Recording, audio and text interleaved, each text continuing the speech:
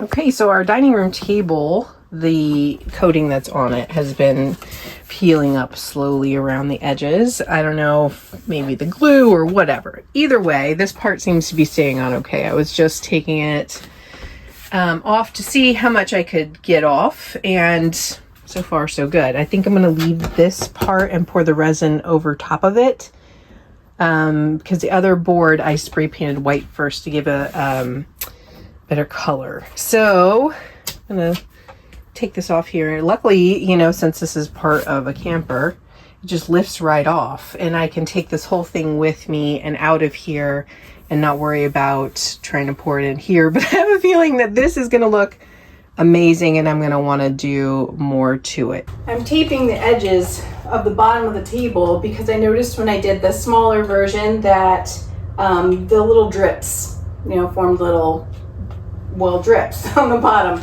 So I used some regular Scotch tape to block a hole that was letting some resin through, and it peeled off just fine after it was all done. So I'm going to do that again here around the edges to see if maybe I can avoid having those little drip marks at the end. So we'll see. It's worth a shot, I figure. So now I noticed the table was a bit uneven when I set it up here, so I'm going to try to make it as even as possible on the sawhorses so that the resin will sit properly by quite a bit.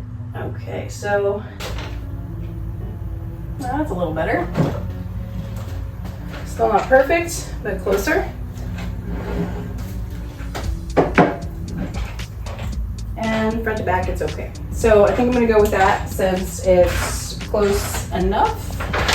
Okay, so I've got my 2-part epoxy, the cups that it came with, some gloves, and then I have a lighter for blowing out bubbles.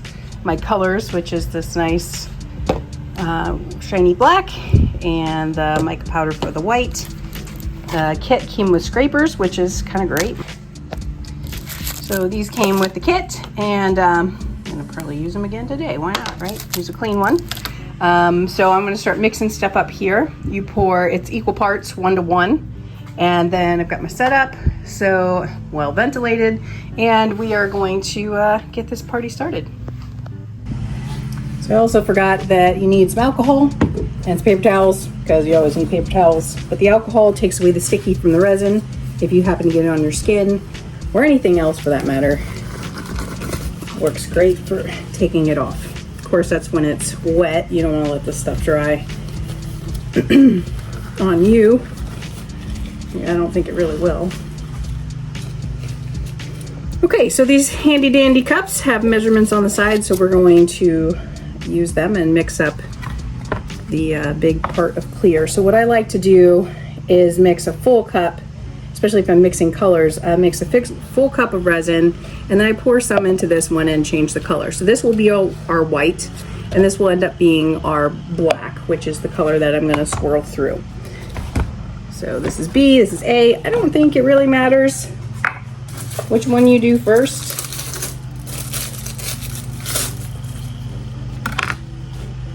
Some people say the thicker one is better to do on top.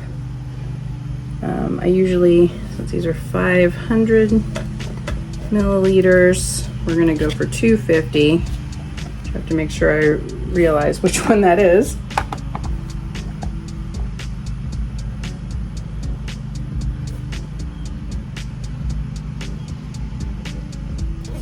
Okay. Also, I am sure you've noticed I have like a tray underneath. It's better to catch all the stuff ahead of time rather than try to wipe it off later, although you can wipe it off with alcohol. So if you spill a little, don't freak out. Definitely recommend solid surface.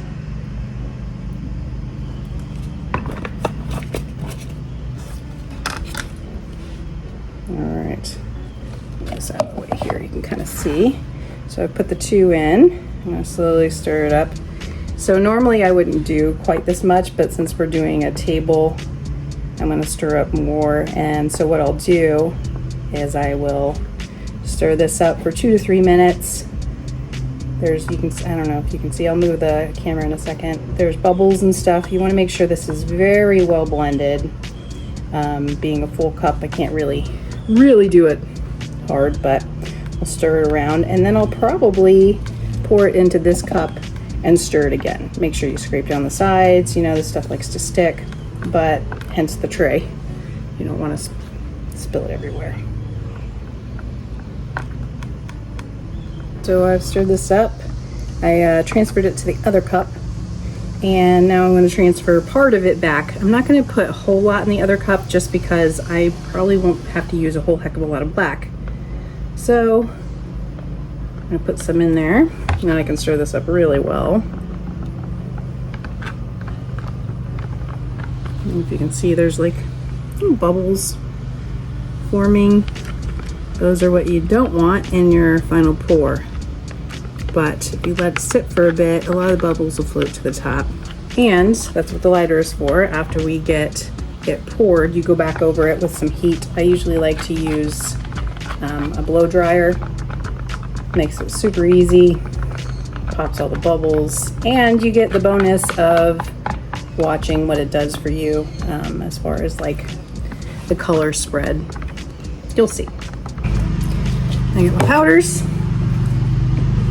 I've never used these brands before, so I can't say I'm familiar with them, but to be quite honest, I found that they're about the same. So I don't worry too much about it. So we're gonna add the white in. I don't measure this, maybe you should. I've never had any issue with not measuring, so the less steps, the better. So you can see a little white powder. I want it to be fairly strong. So I put quite a bit in there. Black, I'm not going to do quite as much as I did last time, because I don't think it's necessary, but I do have a whole lot of this stuff.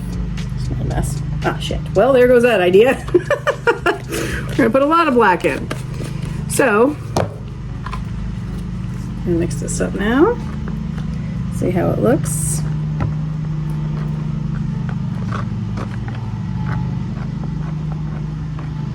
You know, if I was smart and used a spoon or something, I probably could have controlled that a little better. So, and it looks like I might be able to scoop some off the top, so I may just do that.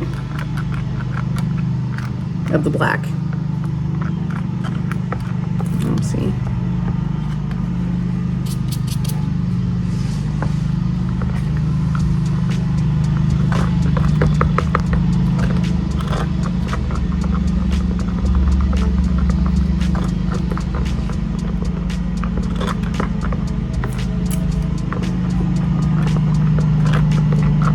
I tend to use more than one pair of gloves because I just take them off, put on a new pair.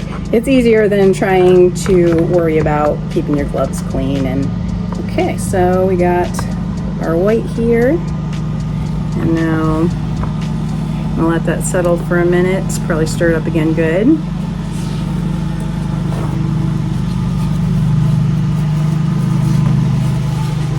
Okay, so I over poured this black stuff, so mica powder. So I'm gonna scoop some of it off before I stir it up. Yeah, that was quite a bit. I'm not gonna put it back in with the powder because I don't really have to have it, need it, whatever, but I am gonna put it here in case I decide to do more, which is possible. I've never done a table this big before. So I am, this is all kind of an experiment. Oh, black is going everywhere, holy crap. Okay, so now the black. You want to make sure it's stirred up real good until the liquid looks like it's definitely in with the powder. And this stuff is actually blended real well. I found this resin is a little more liquidy than other resins I've used, but not in a bad way. Dried up nice, clear, hopefully, and I have to say that I've never found a resin that stayed clear permanently. Most of them do turn yellow over time. I'm hoping that this one, because it'll be inside, will be less prone to that. All right, the white kind of settled and some of the powdery stuff came to the top, so I'm going to give it another good stir. Make sure all this stuff is good and processed. That's why sitting it sometimes and letting it marinate for a minute or two is probably a good thing.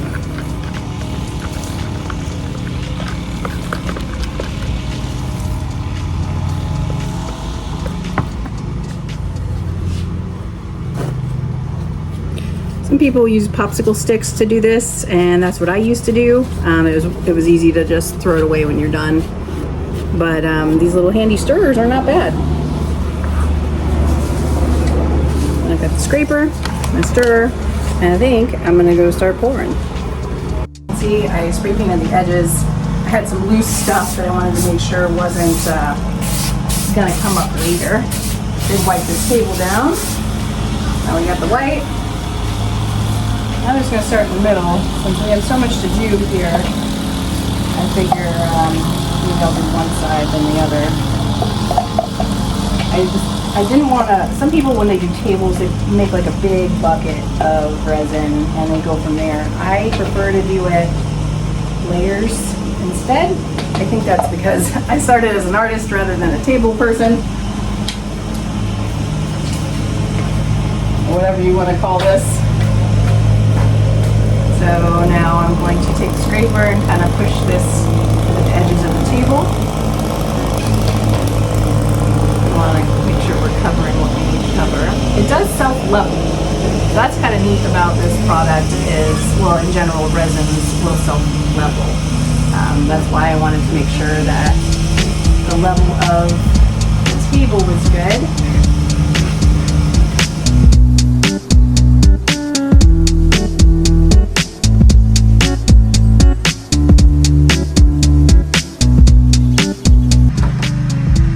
Initial coat, I am just doing real thin. Probably didn't even need the black yet. I'm probably going to need to mix up some more white before I pour that. I might pour a little just to give it some dimension as we go here.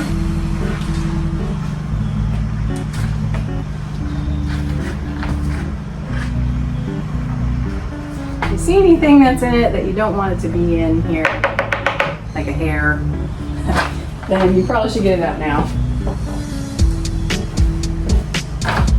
It's pretty much, it's in there, it's forever. A little dog hair. Okay, like I said, I change gloves often, so I'm just gonna use my hand to try to level this out and make sure the sides are coated. Because it's kind of a pain to not use your hands.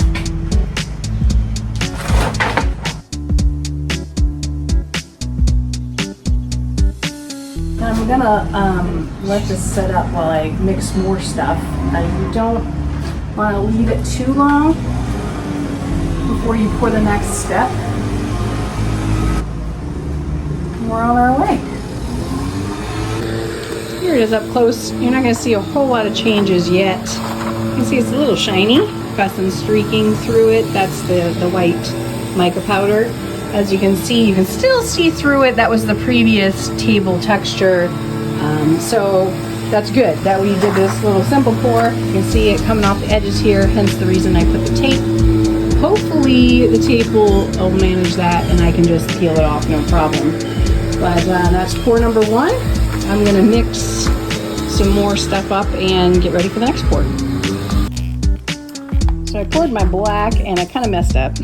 Well, at least in my world, I messed up. I put too much on this corner. So I've taken my glove and I spread it out, but this stuff dries really fast. So I'm taking my blow dryer and pushing it into the wet.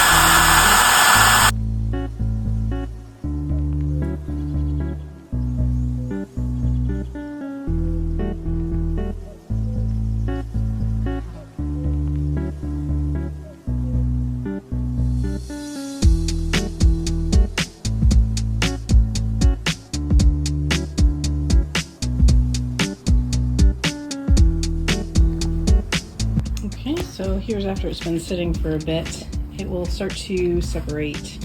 I had this happen on canvases sometimes. You can kind of see the bare table in this area, which is fine because I'm doing multiple pours over the top. It'll fill in those holes. I have to make sure I use the scraper to scrape it all in there. I guess I could let this dry overnight before I did anything else, but I think I'm just gonna keep plugging away and see what happens. I'm kind of liking how it's going on. So I've put the next pour down. I'm going to use the hairdryer, I think, to move it around this time instead of the scraper, just because I think it might more evenly distribute. So I'm going to set the camera down and do that.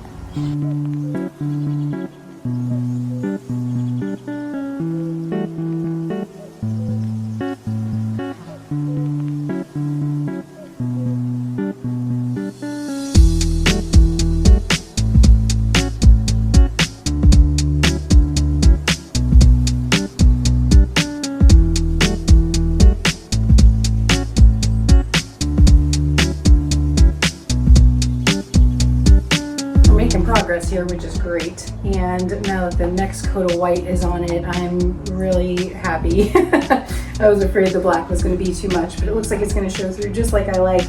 And with another couple coats, this is going to give it a lot of dimension. So that's exciting. Okay, so here's a little progress. I've made 3 pours now, and it's coming out pretty good. I think I'm good with the colors and stuff, so I'm going to let this settle down. And then I'm going to come back with a clear coat, kind of see how it's a little ripply, but I don't have any of those pock marks left, you know, like little areas. I say that, but no, oh, nope, that's just color. Okay, so I'm gonna let this dry up, and then I'm going to put a clear coat on top. It's coming along pretty good. So there it is, all installed. All in all, I'm pretty happy. That's how it looks. The tape helped tremendously. I was able to mostly get a clean edge. The corners gave me a little trouble, but I just kind of scraped them off. And so far, so good. Pretty happy. So, fairly easy, inexpensive, good stuff.